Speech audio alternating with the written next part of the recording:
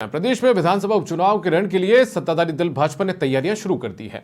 नवनियुक्त प्रदेशाध्यक्ष मदन राठौड़ और प्रभारी राधामोहन दास अग्रवाल के लिए ये पहली सियासी परीक्षा है और यही कारण है कि दोनों नेताओं ने उपचुनाव वाली सीटों की सियासी नब्ज टटोलनी शुरू कर दी है। ये रिपोर्ट देखिए। उपचुनाव का रण, 6 विधानसभा सीटों पर होगा उपचुनाव। उपचुनाव परिणाम का ट्रेंड बदलने में जुटी बीजेपी। प्रदेशाध्यक्ष और प्रभारी टटोल रहे सियासी नब्ज। प्रदेश नेतृत्व कार्यकर्ताओं से कर रहा रायशुमारी। मरुधरा में विधानसभा उपचुनाव के रण को जीतने के लिए सियासी दल रणनीति बनाने में जुट गए हैं। प्रदेश में 6 विधानसभा सीटों पर होने वाले उपचुनाव को लेकर अभी तारीखों का ऐलान नहीं हुआ है, लेकिन राजनीतिक दल जीत के समीकरण बनाने में जुट गए हैं। बीजेपी के नवनियुक्त प्रदेश अध्यक्ष मदन राठौड़ और प्रभारी राधामोहन दास की ये पहली सियासी परीक्षा है और यही कारण है कि दोनों ने उपचुनाव को लेकर मोर्चा संभाल लिया है और उपचुनाव वाली सीटों पर संगठन की मौजूदा स्थिति की नब्ज टटोलने के लिए फील्ड में उतर गए हैं। देवली, उनियारा और झुंझुनू में जनता और कार्यकर्ताओं के बीच पहुंचकर नब्ज टटोल चुके हैं।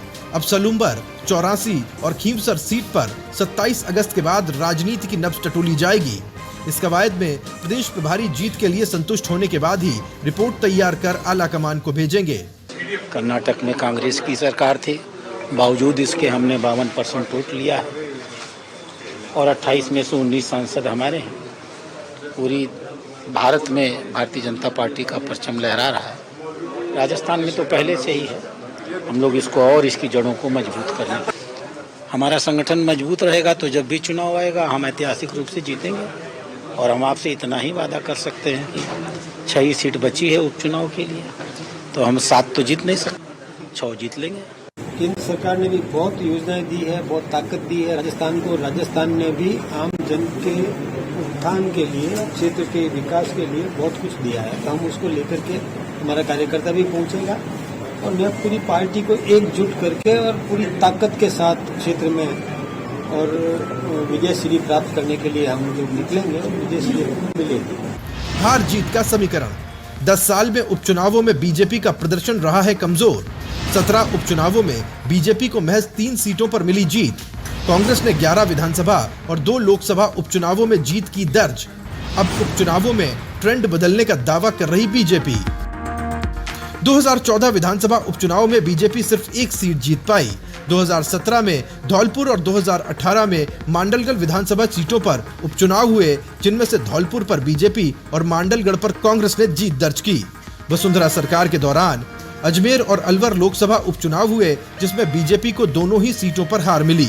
2019 से 2022 के बीच 9 सीटों पर विधानसभा उपचुनाव हुए। इस बार कांग्रेस सत्ता में थी, फिर भी कांग्रेस ने 7 सीटें जीती और बीजेपी को केवल 1 सीट नसीब हुई। 1 सीट पर आरएलपी ने जीत दर्ज की। हाल ही में हुए बागीदौरा विधानसभा उपचुनाव में भी बीजेपी कमल नहीं खिला पाई। राजस्थान सरकार के बजट और केंद्र सरकार का जो बजट है, उसकी योजनाओं को लेकर के हमारा कार्यकर्ता घर घर पहुंचेगा। प्रत्येक घर से हम संपर्क करने वाले हैं। वहाँ उस क्षेत्र में हमने क्या दिया है, क्या किया है, क्या करने वाले हैं, वो सारी सूचना प्रत्येक नागरिक तक हम पहुंचाने का काम करें। भाजपा का कार्यकर्ता जब भी किसी प्रदेश में प्रभारी बन के जाएगा तो अपने मंदिर में तो आएगा। 2-3 दिन बहुत व्यस्तता थी, मैं आ नहीं पाया था। आज मैंने अध्यक्ष जी से आग्रह किया कि कार्यालय ले चल के हम लोग बैठे।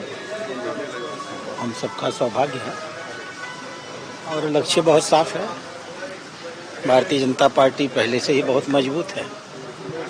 तीसरी बार हमारे प्रधानमंत्री ऐतिहासिक रूप से पूरी दुनिया के अकेले प्रधानमंत्री हैं, वो तीसरी बार बने। राजस्थान में भी हम मजबूत हैं। आज देश के 18 प्रांतों में एनडीए का शासन है।